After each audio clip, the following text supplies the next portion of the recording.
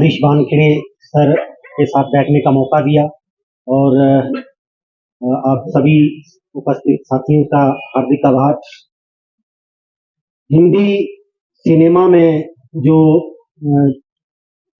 उसकी जो नेचर है, ब्राह्मणिकल नेचर, और उसमें जो दलितों का जो चित्रण है वो किस तरह से किया जाता है, डिटेल में प्रोफेसर हरीश सर ने बताया। मैं इसके लिए प्रोफेसर चारू गुप्ता हैं दिल्ली यूनिवर्सिटी में, उनकी एक किताब है दलित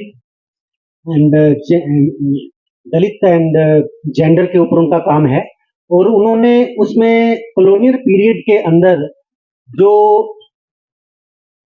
चित्रण, उसमें प्रिंट में जो दलितों का चित्रण आया है उस पर उन्होंने काम किया है, और उन्होंने दिखाया है कि वास्तव में दलितों की स्थिति कुछ और थी, लेकिन प्रिंट ने उसको अपने अलग नैरेटिव से अलग तरह से प्रस्तुत किया।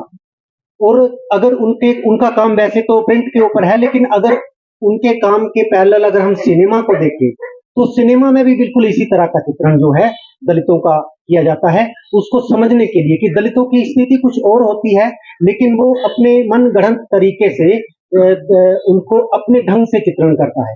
तो उसको समझने के लिए जो अभी लेटेस्ट में अमर सिंह चमकीला फिल्म आई है, हम उसके माध्यम से उसके ऊपर अगर उसकी समीक्षा करें अंबेडकर पॉइंट ऑफ व्यू से, बाबा साहब के विचारधारा के चश्मे से अगर हम उसको देखेंगे तो उसमें वो चीजें समझ आती है। जैसे उदाहरण के रूप में जो अमर सिंह चमकीला फिल्म है, जब वो शुरू होती है तो उसने अपनी तरफ से एक मनोवैज्ञानिक स्टंट टाइप का खेला है। उसमें दिखाया है कि अमर सिंह चमकीला जो है वो अपनी एक छोटी एज में, टीन एज में, किस तरह से वो अश्लील गीत लिखता है और किस तरह से वो अश्लील गीत गाने लगता है जब जवानी की पहली सीढ़ी चढ़ता है। तो और पूरे पंजाब में वो किस तरह से अपना वो नाम जो है वो कमाता है अश्लील गीत गा के। तो फिर वो खोज करने की कोशिश करता है कि ये उसको मिला कहां से। तो वो पूरी तरह से उसमें वो ये दिखाता है कि ये उसने अपने आस पड़ोस में देखा, उसने अपने आस पड़ोस की महिलाओं से वो चीजें सीखी, उसने आस पड़ोस में ये सारी चीजें जो उसने रिश्तों का वो दिखाया है उसमें कि जीजा शादी में क्या चल रहा है, देवर भाभी में क्या चल रहा है, जो वो गीत गाया करता था। तो उसने जो इम्तियाज अली साहब हैं, उन्होंने फिल्म के अंदर ये उसके ऊपर थोपने की कोशिश की, और ये चीज आती कहां से है। मुझे लगता है कि ये चीज उन्होंने सीधा जो नैरेटिव था वो नैरेटिव उन्होंने उठाया है कामसूत्रा से। कामसूत्रा के बारे में एक मिथ है कि जो कामसूत्रा का रचनाकार था वो बचपन में अनाथ हो जाता है, फिर वो अपनी मौसी के पास रहने चला जाता है, और उसकी मौसी जो है वो वैश्या है, और उसके पास क्लाइंट आते हैं, तो वो बचपन से वो चीजों को देखता है, और देखते देखते वो बड़ा होता है, और उसके बाद वो फिर उन्हीं चीजों के ऊपर एक शास्त्र खड़ा कर देता है, एक काम शास्त्र खड़ा कर देता है। ये एक मिथ है मतलब उसका कामसूत्रा का। और इम्तियाज अली क्या करते हैं कि इस मिथ को, कामसूत्रा के मिथ को अमर सिंह चमकीला के ऊपर थोप देते हैं बड़ी सफाई से, और इस तरह से थोपते हैं। उससे क्या होता है कि जिस कम्युनिटी में वो पैदा होता है वो पूरी कम्युनिटी उस कटघरे में आ जाती है कि इसका मतलब उस समाज में ये सारी चीजें चल रही हैं, उस समाज की औरतें जैसे वो चीजें गा रही हैं। ऐसा नहीं है, जो औरतें ब्याह शादियों में गाया करती थी, हंसी मजाक होता था, वो सारे समाजों में होता था। कोई ऐसा नहीं है कि अमर सिंह चमकीला जिस कास्ट में पैदा हुए या दलित समाज में ही वो औरतें गाती थी। मैं अपना फील्ड वर्क करने के लिए आज से 15 साल पुरानी बात है, मैं उत्तराखंड में था, और वहां पे ब्राह्मण औरतों का मैंने एक लोकगीत सुना था। दिवाली के मौके पर वो 1 महीना पहले ही लोकगीत गाने शुरू कर देती है। तो उनके लोकगीत की पंक्तियां थी कि तुम कर लियो अपनो ब्याह देवर, हमरे भरोसे मत रहिए। तो देवर को लेके वो उस तरह की अगली भी लाइनें थी उसमें, तो एक मैं मतलब हिंट दे रहा हूं। तो अगर वो ब्राह्मण औरतें इस तरह के गीत गा रही हैं तो हर जाति की औरतें उस तरह के गीत गाती थी, और उसके ऊपर इम्तियाज अली जो है वो कामसूत्रा का वो मिथ थोप रहे हैं कि भाई ये जो चीज चमकीला गा रहा है या छोटी एज में लिख रहा है, ये इनको इनके समाज से मिली। तो इस तरह से पूरा समाज जो है वो कटघरे में आता दिख रहा है। उसके बाद इम्तियाज अली ने अमर सिंह चमकीला का जो करैक्टर दिखाया, पूरी फिल्म में उसको एक दब्बू करैक्टर के रूप में दिखाया, बहुत ही ज्यादा दबा हुआ, और वो मुखरता उसमें नहीं आ पा रही है। तो वो उसका जो दब्बूपन है, ये इनका जो फिल्म इंडस्ट्री का जो मानसिकता है कि दलित कैरेक्टर को जब भी दिखाना है उसी रूप में दिखाना है, एक दब्बू तरीके से दिखाना है। आप उसको आप चाहे लगान फिल्म में देख लीजिए, आप चाहे बैटल ऑफ सारागढ़ी में देख लीजिए, जब भी दलित को दिखाया जाएगा तो वो एक दब्बू पने के रूप में दिखाया जाएगा। आप देखिए कि आज से 100 सवा 100 साल पहले सरस्वती पत्रिका, हिंदी की सबसे विख्यात पत्रिका, उसमें पहली कविता एक दलित की आ रही है। उस दलित का नाम है हीरा डोम, अछूत की शिकायत। और 1920 जब 25 के दौर में स्वामी अछूतानंद हरिहर उत्तर प्रदेश के अंदर पहला दलित मूवमेंट चला रहे हैं और उनके घर का नाम है हीरा लाल। तो 100 सवा 100 साल पहले दलित माँ बाप अपने बच्चों के नाम रख रहे हैं हीरा। और लगान फिल्म जब बनती है तो उसमें जो दलित कैरेक्टर रखा जाता है उसका नाम रखा जाता है कचरा। तो कचरा का कैरेक्टर आपने देखा, तो इससे आप समझ सकते हैं कि उनकी जो है वो मानसिकता जो है वो फिल्म इंडस्ट्री की क्या है। और ये अब सवाल उठता है कि ये जो इम्तियाज अली ने जो कैरेक्टर दिखाया उसका, अमर सिंह चमकीला का एक दब्बू कैरेक्टर दिखाया, तो वो मानसिकता आती कहां से? दरअसल ये मानसिकता आती है फिल्म इंडस्ट्री के जितने भी कोर्सेज हैं, जितने भी इंस्टीट्यूशंस हैं, वो सिलेबस में नाट्य शास्त्र को पढ़ाते हैं। और जब हम नाट्य शास्त्र का अध्ययन करते हैं तो नाट्य शास्त्र का अध्ययन जब हम करते हैं तो उसके जो रचनाकार हैं भरत मुनि, वो उसमें पूरी कोशिश करते हैं कि वो जो हायरार्की है समाज में चल रही है, वो जो जातिवाद समाज में, वर्णवाद समाज में चल रहा है, वो वर्णवाद जो है वो कल्पना के जैसे जो नाटक है वो कल्पना की चीज है। तो वो इतना शातिर है कि समाज में तो चल ही रहा है लेकिन वो कल्पनात्मक चीजों में, लिटरेचर में भी वो आए। तो उसने वो बकायदा व्यवस्था की है भरत मुनि ने, जो जहां संस्कृत के लोग बैठे होंगे वो अच्छी तरह से जानते हैं। उसने बकायदा लिखा है कि अगर स्टेज के ऊपर कोई ब्राह्मण का रोल अदा करेगा तो उसका रंग रूप गौर वर्ण रखा जाएगा, उसकी भील डोल ऐसा रखा जाएगा, उसके कपड़े ऐसे रखे जाएंगे, उसके कपड़ों का कलर तक उसने बताया कि वो ऐसा रखा जाएगा। और अगर स्टेज के ऊपर कोई ब्राह्मण का रोल करेगा, क्षत्रिय का रोल करेगा तो उसका ऐसे ऐसे रखा जाएगा, वैश्य का करेगा तो ऐसा रखा जाएगा, और शूद्र का करेगा तो ऐसा रखा जाएगा। और शूद्र के बारे में उसने लिखा है कि वो ज्यादा मुखर नहीं होगा, जो उसके जब वो डायलॉग संवाद करेगा ब्राह्मण से करेगा, ब्राह्मण पात्र से करेगा, क्षत्रिय के पात्र से करेगा, तो वो अपनी मर्यादा में रहेगा। जहां तक कि भरत मुनि जो है वो अपने नाटक में, नाट्य शास्त्र में ये भी बताता है कि जो ऑडियंस बैठेगी वो कैसे बैठेगी। सबसे आगे वो बताता है कि सबसे आगे वाले पार्ट में ब्राह्मण्स बैठेंगे, उसके पीछे वो क्षत्रिय की बात करता है, उसके पीछे जो है वो वैश्य बैठेंगे, उसके पीछे शूद्रा बैठेंगे, उसके आगे वो बताता नहीं है। वो चमकीला की जाति वालों के लिए शायद वो खड़े रहने की बात करता होगा, खड़े रह के देखेंगे। तो वो व्यवस्था उसने पहले की है नाट्य शास्त्र में, एक मनुवादी मानसिकता के तहत, कि भाई जो नाटक है उसमें जो पार्ट अदा करेंगे उसकी ड्रेस ये होगी, उसके संवाद ऐसे होंगे, उसकी कास्ट के बेस पे। तो फिल्म इंडस्ट्री के लोगों को ये चीजें विरासत में मिलती हैं, वो उनको सिलेबस में पढ़ाई जाती हैं। और जब वो उस तरह से अपनी फिल्में बनाते हैं तो एक तो वो ऊपर ऊपर से लगता है कि हिंदी सिनेमा बड़ा प्रोग्रेसिव हो गया, या बहुत बड़ा मतलब कि एडवांस है, या उस तरह का काम कर रहा है। लेकिन अंदर अंदर से जब हम उसको परत को हटा के देखते हैं और जब हम बाबा साहब के विचारों के नजरिए से उस चीज को देखते हैं तो लगता है कि चीजें बिल्कुल वैसी ही हैं और ऊपर ऊपर से लिपापोती होती है और बिल्कुल वही हायरार्की, वही वही जातिवाद, वही वर्णवाद, उसमें उसको दोनों जो है वो किया जाता है।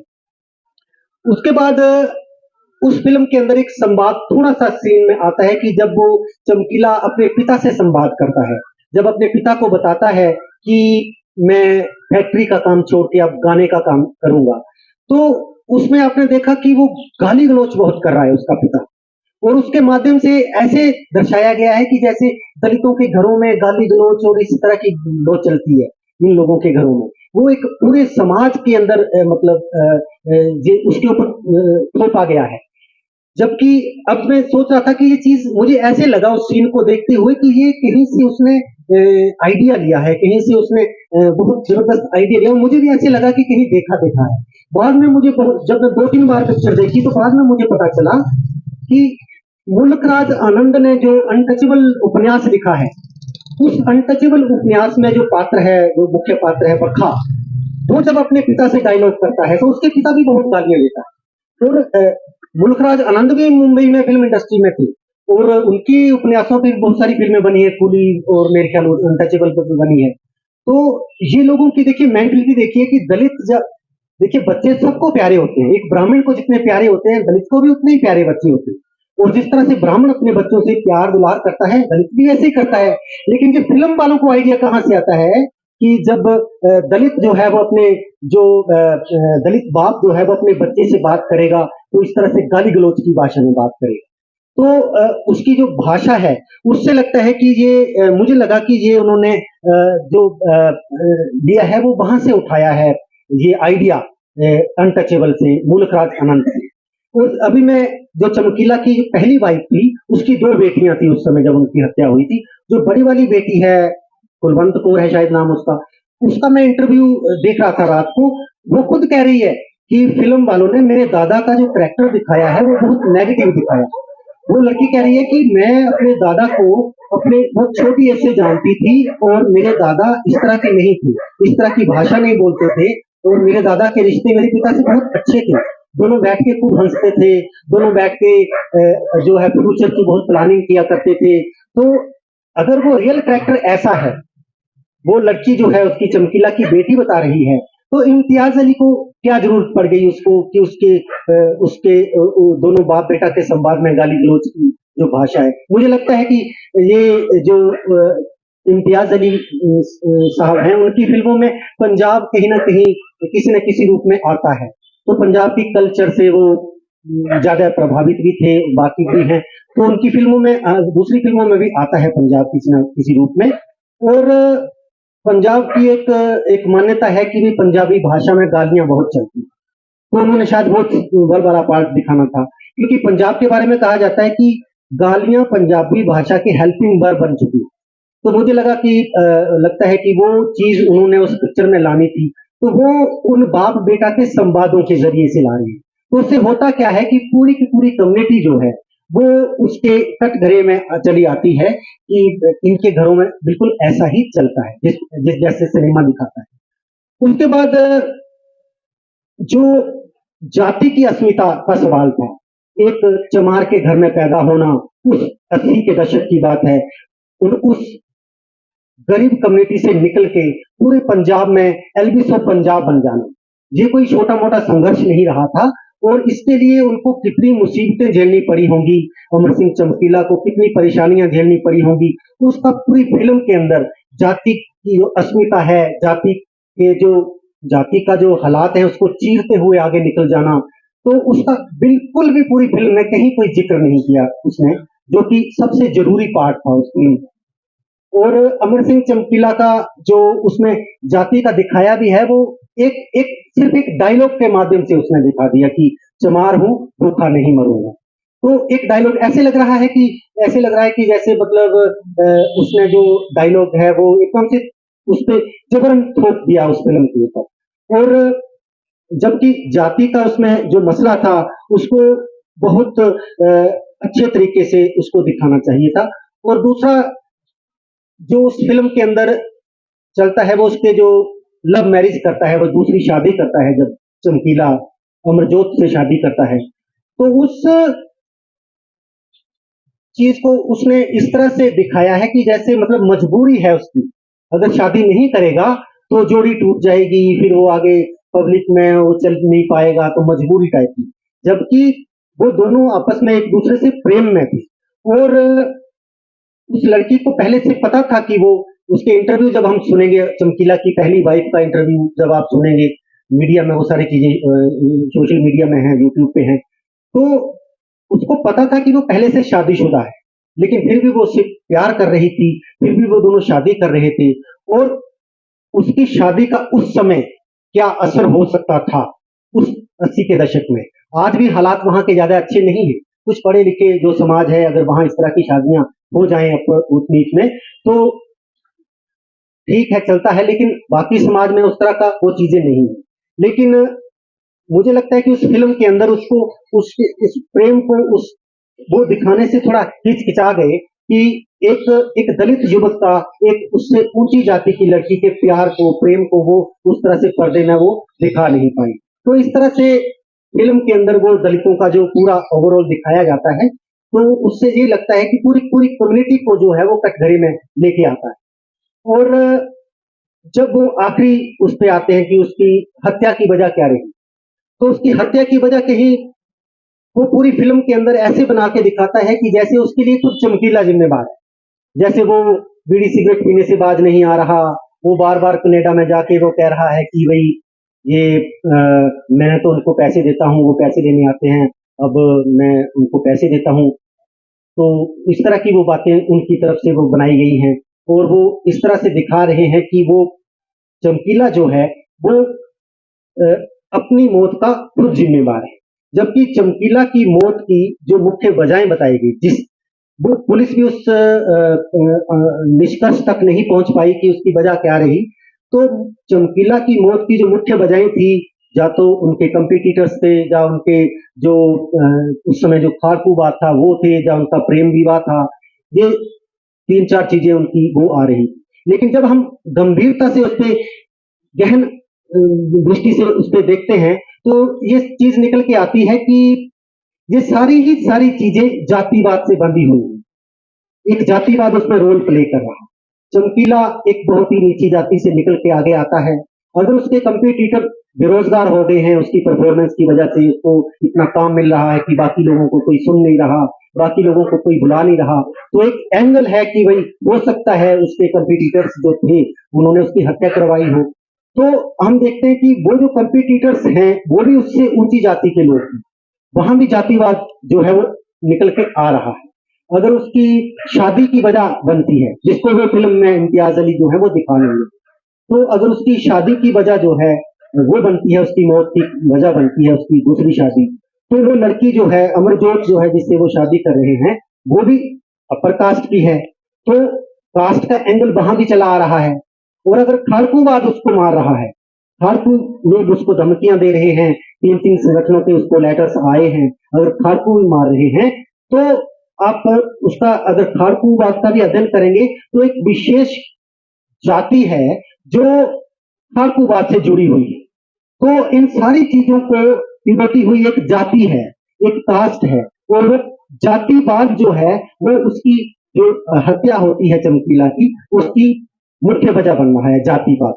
और इस चीज को उस फिल्म में बिल्कुल नहीं दिखाया गया, और बिल्कुल जातिवाद से हट के उसको उन्होंने जैसे वहां उनको ये डर है कि वहां की जो अपर कास्ट कम्युनिटी है वो जिस नैरेटिव से उसको देखना चाहती है, जिस विचार से, जिस एंगल से उसको देखना चाहती है, तो फिल्म जो कार है उसने उस एंगल से उसको बनाने की कोशिश की है।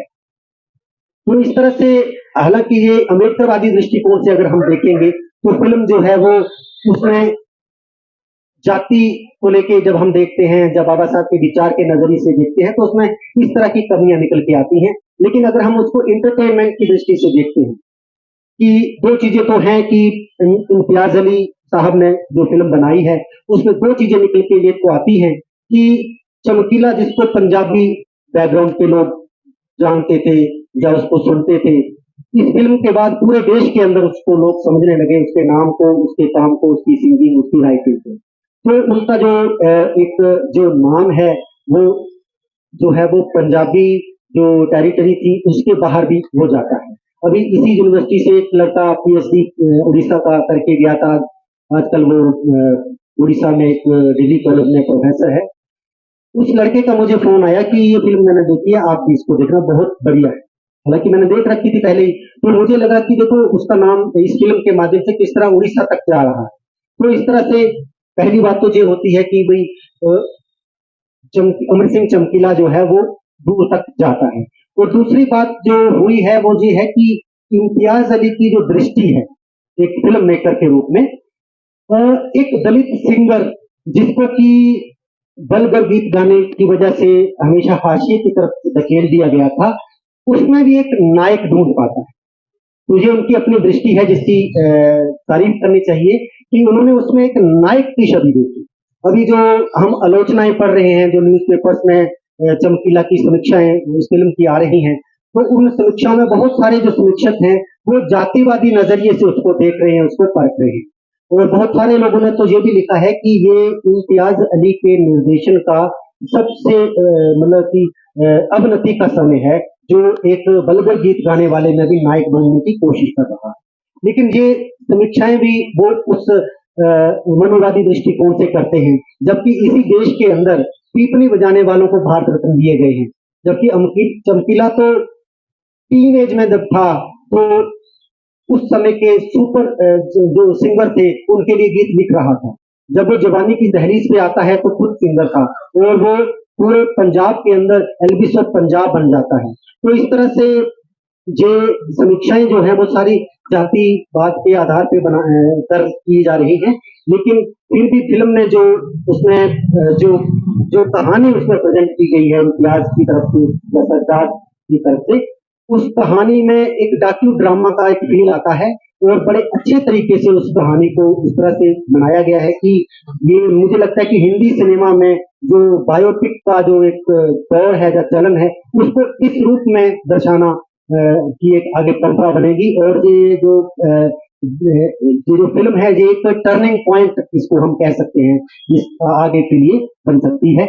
और मुझे लगता है कि ये जो चमकीला फिल्म है, ये मेरी उम्र के लोग जो हैं जितने भी, ये हम लोग जब होश में आए, 5वीं 6ठी क्लास में जब हम आए, जब होश आती है बच्चे को, तो हम लोग आस पड़ोस में उस जमाने में टेप रिकॉर्डर्स का जमाना था और हम लोग इसके गीत सुनते सुनते बड़े हुए, जवान हुए।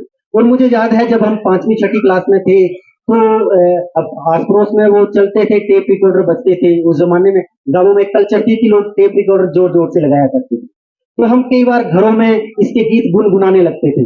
तो मुझे इतना सा याद है कि जब हम वो जो उसके 2 अर्थी गीत होते थे, उसको जब हम घरों में गुनगुनाने लगते थे, तो हमारे जो बड़े बुजुर्ग थे वो हमें डांट देते थे। तो उस उम्र में हम नहीं समझ पाते थे कि हमें क्यों डांटा जा रहा है। तो इस तरह से हम लोग उसको सुनते हुए जो बड़े हुए चमकीला को सुनते हुए। और चमकीला के जो रियल कैरेक्टर हैं इस फिल्म के, जैसे कि मैंने जब 7वीं जमात में था, तो मुझे धुंधली सी याद है कि मैंने इनका शो देखा था। मैं पेपर थे होके छुट्टियां पड़ी थी, तो मैं रिश्तेदारों के जहाँ था, तो वहां पे इनका शो हुआ, तो हमने इनका रियल शो जो है वो वहां पे देखा।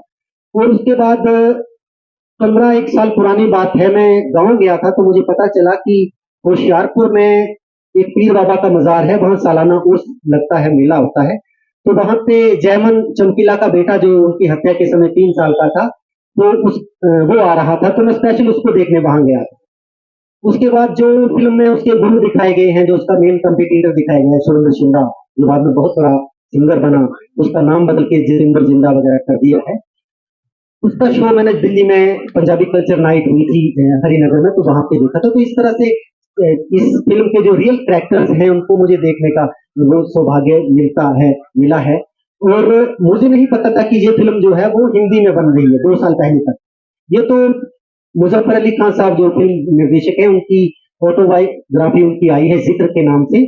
तो देहरादून में लिटरेचर फेस्टिवल था, तो वहां मेरी पीएचडी गाइड मोनिका दत्ता जो है वो वहां पे गई थी, उनकी ऑटोबायोग्राफी पे उनका लेक्चर था वहां पे। तो वहां इम्तियाज अली भी आए हुए थे, तो मैडम का उनसे परिचय करवाया मुजफ्फर अली साहब ने। तो उन्होंने बताया कि मैं पंजाब के एक सिंगर हुए हैं चमकीला, मैं उनके ऊपर फिल्म बना रहा हूँ। तो मैडम ने वहां मुझे फोन किया, मोनिका दत्ता ने, कि ये चमकीला कौन था। तो चमकीला के बारे में मैंने उनको बताया कि इस तरह के उनके गीत थे, वो राइटिंग करते थे और सिंगिंग करते थे। तो मैंने पूछा, मैडम आप क्यों पूछ रहे हैं? तो वो बोली कि मुझे इम्तियाज अली मिले हैं जहाँ, तो उन्होंने कहा कि मैं चमकीला पे फिल्म बना रहा हूँ। तो तब मुझे पता चला कि इसके ऊपर फिल्म जो है वो बॉलीवुड बना रहा है। जबकि मैंने कोरोना से पहले एक पंजाबी चैनल पे एक प्रेस कॉन्फ्रेंस दिलजीत दोसांझ की सुनी थी, तो उस पे उन्होंने कहा था कि मैं इस पे फिल्म बना रहा हूँ। तो मैं सोच रहा था कि बॉलीवुड वाले बना रहे हैं, पंजाबी में बनेगी। तो लेकिन फिल्म जो है वो कोशिश की है कि एक दलित जो स्ट्रगल करके जो है वो बिल्कुल हाशिए से उठ के आता है और समाज के वो कितनी ऊंचाई तक पहुंचता है कि अपने समय का वो सुपरस्टार बन जाता है और जो पंजाब से लेके कनाडा तक का सफर तय करता है। और बहुत छोटी उम्र में वो एक एक सितारे की तरह, एक धूमकेतु की तरह चमक दिखा के वो चला जाता है। तो उसमें उन्होंने कोशिश तो की है, लेकिन उस कोशिश में दलित समाज का जो अम्बेडकरवादी थॉट से हम अगर उसको उसका समीक्षा करें तो वो काफ़ी चीज़ें दब के रह गई हैं। जहाँ तक कि उनका जो नाम है चमकीला, उसने खुद उसके इंटरव्यू हैं, उसके जो गुरु थे सुंदर शिंदा, उनके इंटरव्यू यूट्यूब पे मौजूद हैं। उन्होंने ये नाम खुद अपना रखा था कि उस समय पंजाब में ऐसा चलन था कि जो सिंगर लोग थे वो नाम रखते थे, तो रंगीला नाम बहुत चलता था उस ज़माने में। तो दुर्गा रंगीला जैसा और भी बहुत सारे रंगीले बहुत थे उस समय। तो रंगीला के पैरेलल उन्होंने एक चमकीला नाम ढूँढा और उनके गुरु ने उनको नाम दिया था कि भई तू तेरे में कुछ बात नज़र आती है, तू चमकेगा, तू लंबे समय तक चमकेगा और बहुत ज़्यादा चमकेगा, तो तेरा नाम चमकीला हो जाए, रंगीले बहुत हैं। तो लेकिन फ़िल्म में उसको दिखाते हैं कि वो जो है वो अनाउंसमेंट गलत हो गई, तो इसलिए बोला कुछ और था तो उसको चमकीला सुनाई दिया, तो उसका नाम फिर चमकीला ही पड़ गया। तो जहाँ तक कि वो जो अभी मैं बता रहा था कि वो नाम जो है वो नाम भी उनको बच नहीं पा रहा फ़िल्म इंडस्ट्री को। तो इस तरह से वो चाहते हैं कि कचरा टाइप का, जैसे वो लगान फ़िल्म में कचरा नाम रखा गया था, तो इस तरह का नाम हो। तो इस तरह के अम्बेडकरवादी नज़रिए से देखने पर हिंदी सिनेमा में जो दलित आते हैं, वो उनका इस तरह से चित्रण किया जाता है। अभी 15 एक साल पहले की बात है, राजपूतों का कोई संगठन था, उसने ऑब्जेक्शन किया था कि फ़िल्मों के अंदर, नाटकों के अंदर राजपूतों को बड़े गलत ढंग से पेश किया जाता है, उनको शराब पीते हुए और गलत काम करते हुए दिखाया जाता है, ये बंद करिए। तो ये देखिए वो अपनी अस्मिता के लिए मांग उठा रहे हैं। तो दलितों की भी अपनी एक अस्मिता है, वो भी चाहते हैं कि उनका चित्रण जो हो, वो प्रिंट में हो या सिनेमा में हो, वो अच्छे ढंग से हो। चारुल गुप्ता ने बताया है कि कॉलोनियल पीरियड के अंदर जो दलितों का प्रिंट में जो चित्रण आया है, वो जैसे थे उसके बिल्कुल उन्होंने जानबूझ के अपोजिट दिखाया है। तो बिल्कुल वैसे ही सिनेमा भी कर रहा है, तो सिनेमा जो है वो दलितों का अगर अच्छे ढंग से चित्रण करेगा, क्योंकि सिनेमा ही एक ऐसा माध्यम है जिसका समाज के ऊपर सबसे ज्यादा असर पड़ता है। अगर उसमें दलितों का सही ढंग से चित्रण आएगा तो समाज के ऊपर उसका ज्यादा अच्छे तरीके से असर पड़ेगा, तो जो समाज के हित में होगा। तो इन्हीं शब्दों के साथ आप लोगों का बहुत बहुत धन्यवाद। Thank you.